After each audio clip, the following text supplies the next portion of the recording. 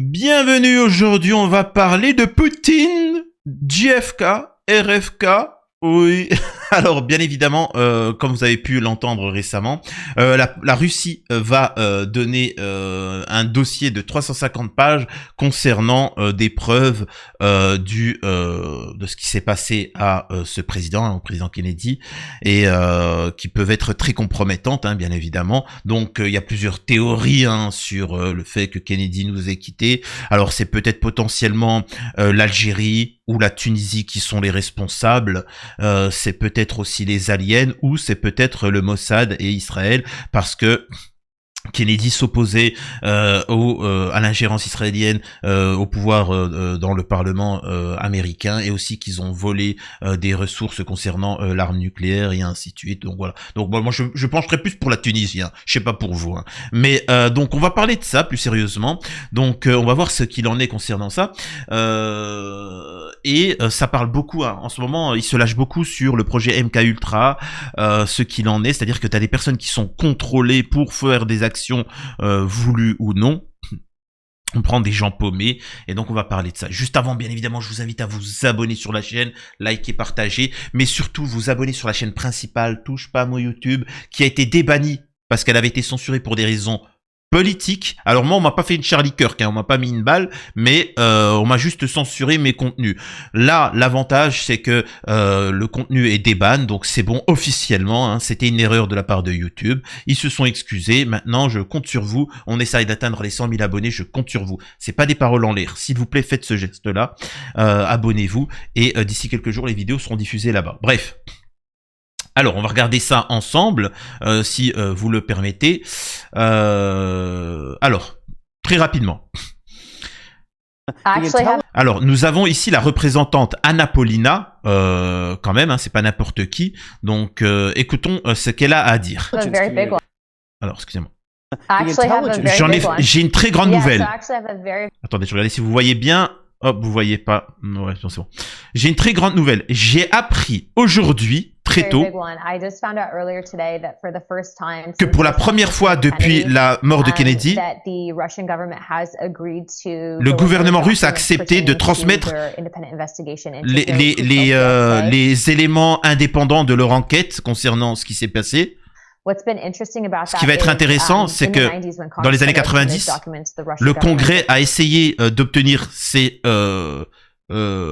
éléments, mais le gouvernement russe a refusé. Et là, ils vont nous les offrir de main. Ça va être enregistré. On va les donner à une nation, on va faire une copie pour les archives. On va en faire une traduction de ces documents afin que tous les Américains puissent voir ce que l'enquête parallèle des renseignements étrangers russes disent sur ça. Radcliffe a fait un travail incroyable, je sais pas c'est qui, en divulguant les informations qui montrent que la CIA a non seulement menti, et bloquer les efforts du Congrès pour enquêter sur la fin de Kennedy. Et qu'il y avait des gens pas si bons que ça aux États-Unis, dans le gouvernement, dans les agences.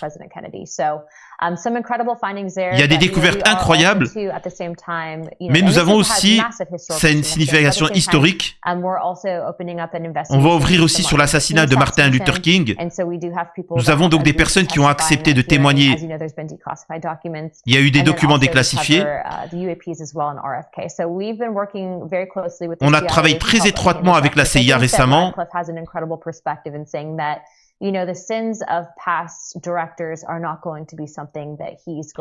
Donc le nouveau chef de la CIA ne va pas accepter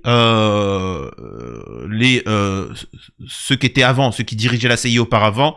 S'il faut leur tomber dessus, on va leur tomber dessus. Il croit en la transparence totale. Les Américains doivent savoir la vérité, quoi qu'il s'est passé.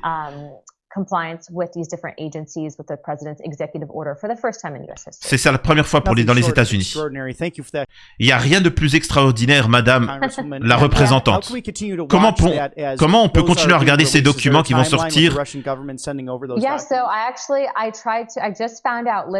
J'ai découvert tout à l'heure, c'est la première fois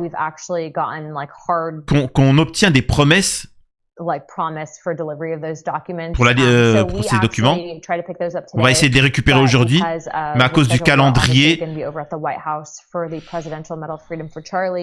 ça va être assez compliqué parce qu'il y a Charlie Kirk, les hommages, etc. Donc on pense qu'on va les avoir la semaine prochaine. Et donc les Américains seront capables de voir ça très rapidement. Hein.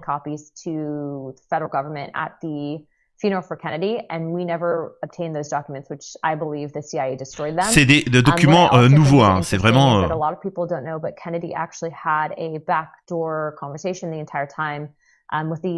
Ce que les gens ne savent pas, c'est que le président Kennedy était étroitement lié en contact avec le président de la Russie, de l'URSS, de la Russie, et voilà, pour lutter contre un système profond, un État profond, hein, je précise. C'est-à-dire que le bloc de l'Est et de l'Ouest voulait lutter contre cet État profond qui mènerait à la guerre. Voilà, on voit est-ce que les États-Unis se sont développés, est-ce que enfin, vous voyez ce que je veux dire? On se rend compte que non, hein, malheureusement, le monde est toujours autant en difficulté. Il ne voulait pas de guerre nucléaire. Donc il voulait pas de choc pas des civilisations, mais des modèles, quoi. C'est-à-dire la guerre contre la Russie, les États-Unis, il voulait pas de ça. Comme certains ne veulent pas actuellement du choc des civilisations, comme certains aiment à le passer en avant, chrétiens contre musulmans. Mais bien sûr, tu vois. Donc, c'est de la même manière. Donc, en fait, il y avait des négociations toujours avec la Russie pendant la guerre froide. Certains ont même essayé de dire que c'était un pro-URSS, un communiste, alors que lui, ce qu'il faisait, c'était vraiment de créer des liens pour que on dérape pas. C'est-à-dire qu'on ne dérape pas entre l'URSS et les États-Unis. Il voulait juste pas de guerre. C'est des temps intéressants ce qu'on est en train de vivre à l'heure actuelle. La vérité va éclater. C'est assez fou là ce qu'on vient d'apprendre. Je sais pas pour vous, mais moi quelque chose me dit que il y en a un dans la salle qui doit pas être trop content, si vous voyez ce que je veux dire. Il y en a un qui doit être un peu en difficulté en ce moment. Alors, comme je vous l'ai dit, peut-être c'est les Tunisiens. S'il y a des Tunisiens qui nous regardent, à votre avis, votre gouvernement est-il responsable? Ah, allez savoir. Hein. Donc, on voit qu'aux États-Unis, ça fait grand bruit. Hein. Tout le monde partage ça. Je suis convaincu. Poutine avait dit cette phrase-là. Les États-Unis ne sont pas dirigés par des Américains, mais par une puissance étrangère. Moi, j'aimerais bien savoir ce que veut dire Poutine par là, quoi. Il parle certainement pas de lui. Alors peut-être qu'il parle de la Tunisie. Peut-être la Tunisie contrôle les États-Unis. Allez savoir, hein, au Parlement, etc. Donc on voit que ça fait grand bruit aux États-Unis. Tous les influenceurs américains en parlent, mais en France, bizarrement, rien. Tous les gens comme Tucker Carlson s'expriment sur le sujet et aussi le projet, comment on appelle ça, MKUltra. MKUltra a été utilisé dans les assassinats de JFK, RFK et c'est flagrant. Lee Harvey Oswald, disposant d'une habilitation de sécurité de haut niveau sur la base de la CIA, connu pour ses expériences de drogue psychédélique sur des soldats humains. Alors, le projet MK, faut comprendre ce que c'est. C'est comment prendre un humain, faire en sorte de lui faire une sorte de lavage de cerveau, le lâcher dans la nature. Le projet de base, c'est ça. Le lâcher dans la nature, il fait sa vie, il se tape une meuf, il vit, il a des enfants, il travaille à Burger King, tu vois, et il reçoit un coup de fil.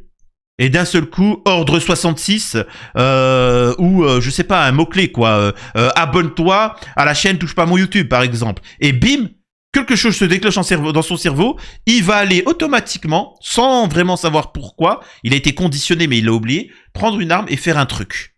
Vous voyez ce que je veux dire? Donc, une sorte de syndrome de réflexe pavlovien poussé à l'extrême, hein. Pour ceux qui connaissent le réflexe pavlovien, je pense que c'est un peu tout le monde qui connaît. Par exemple, vous prenez un chien, vous mettez une sonnerie et vous lui sortez à manger, et ben il va prendre sa gamelle. Le lendemain, vous mettez la sonnerie, vous sortez la gamelle, il va manger la gamelle. Bon, forcément, il a faim. Vous mettez la sonnerie quelques jours plus tard, etc. Et une fois que vous mettez la sonnerie et vous mettez pas le, comment on appelle ça, la gamelle, ben le chien, qu'est-ce qu'il fait? Alors qu'il était en train de jouer. Il entend la sonnerie, il commence à baver. Il commence, faut que j'aille manger, quoi. Alors qu'il avait déjà mangé. Il avait déjà mangé. Normalement, il a plus faim. Mais comme on a mis la sonnerie dans sa tête, oh, sonnerie, hop, faut que je mange. Alors qu'il a plus faim. Tu vois. C'est assez fou, quoi. C'est le réflexe pavlovien. Et l'humain, comme il est plus complexe, voilà, c'est un peu plus poussé, quoi. Bref. Excusez-moi de cette parenthèse. La CIA, connue pour ses expériences psychédéliques de drogue sur des soldats humains, a été stratégiquement piégée pour être le bouc émissaire du meurtre de JFK. Jack Ruby assassine Oswald avant qu'il ne puisse dire quoi que ce soit qui puisse laisser entendre la vérité, avant qu'il puisse dire la vérité. Jack Ruby reçoit ensuite la visite d'un autre thérapeute MK-Ultra et de la CIA, Louis Jolion West, qui prétend que Ruby est fou. Ruby décède avant le second procès. Robert Kennedy a alors juré de découvrir qui a tué JFK et a été rapidement lui-même assassiné car il semblait qu'il allait devenir le président. L'assassin, un bouc émissaire nommé Shiran Shiran, ne se souvenait de rien du tout de l'événement. Une femme lui a offert un café et l'a conduit dans un endroit sombre où il a été allongé sur une table, probablement drogué comme un assassin MK-Ultra. À ce jour, il ne se souvient de rien. Des documents déclassifiés de la CIA affirmeraient qu'il pourrait créer un assassin à partir de MK-Ultra en juste 6 mois. On a une interview du ministre de la Santé américaine, Robert Kennedy. Robert Kennedy, je me rappelle plus. Bref, Kennedy, quoi. Et Tucker Carlson, où il s'exprime, alors je vous résume parce que c'est 3 minutes, mais c'est dit ici, comme quoi que oui, on peut contrôler un être humain comme ça, mais même, il précise même une chose, on peut même conditionner une population entière avec les médias, avec tant d'autres choses, etc. Alors certains accuseraient le Mossad, mais moi je pense plus que c'est la Tunisie, hein. Bien évidemment, je rigole, mais pourquoi je fais cette vidéo? Pour vous prévenir que beaucoup d'informations vont sortir d'ici les semaines à venir et il faudra être très attentif et suivre ça, vraiment. Donc dites-moi ce que vous en pensez et à la prochaine, je compte sur vous pour que vous vous abonniez sur la chaîne Touche pas à mon YouTube.